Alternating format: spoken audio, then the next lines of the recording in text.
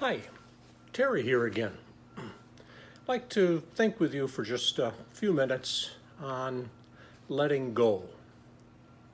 I'm thinking about that and living into it myself because I've been working on a project for the past months of putting together a major course online. Lots of planning and PowerPoints and recordings for going online. And I've invested probably hundreds of hours, lots of money in it, time, months. And as I go along, it's getting more and more complicated, less and less fun. It's just not coming together. And I chose online teaching because I love to teach. But I'm finding what I loved so much about it in my career in years past is the interaction with students and the live and discussions that were going on immediately. And often the students or the group of participants teaching as much as I did. So it just wasn't working. And, the usual things, well, I've put so much time into it, I'm this far along, shouldn't quit now, or just because I'm feeling this, need to troop on and get it done. But I've decided to let it go. Let it go. Now, what do I do with it? Where do I let that sit? In a sense, dealing with a sense of failure. It's like, oh, I failed at this. I tried it, I did some research on it, and by now in my 70s, I should be smart enough to know what to pick. So, dealing with a sense of failure, or dealing with a sense of not finishing what I started. Worked with a pastor who said when you encounter something like this, you find a way to burrow under it or climb over the mountain or burrow through the mountain. I just don't have the wherewithal to finish something that I started anymore. But then there's another image that I'm working with that has emerged in me and seems to resonate in this circumstance, and that is there's also a way of letting it fall to the ground, and this is coming from my biblical background, that letting it fall to the ground like a seed.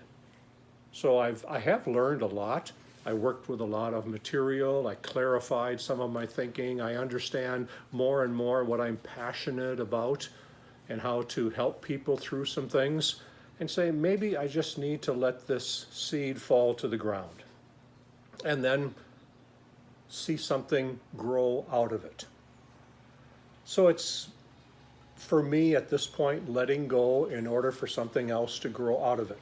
And for me now, I'm exploring writing ebooks, something I can do in a couple of months and get some feedback from people and then maybe write another one and another one. So I'm letting that grow, hopefully grow and bloom into something that maybe the other could not have.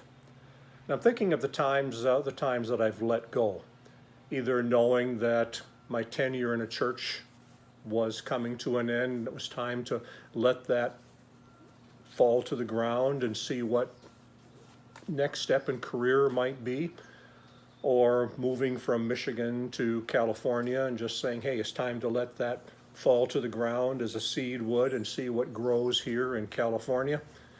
And I wonder what stopping points or dropping points in this metaphor might be. Letting something fall to the ground, doing some grieving, doing some self-questioning, learning from it, and plant it. And then watch or explore or nurture or give some water to or whatever, and just see what grows out of it. So I've decided to plant this venture, this way of expressing myself, this adventure that I've been on. Let it fall to the ground, plant, and then say, okay, I'm going to plant this in a garden, looking at ebooks and see what grows out of that if I nurture that and care for that area. And I'm excited. I'm excited to see what comes about with all these shadow questions that are going on.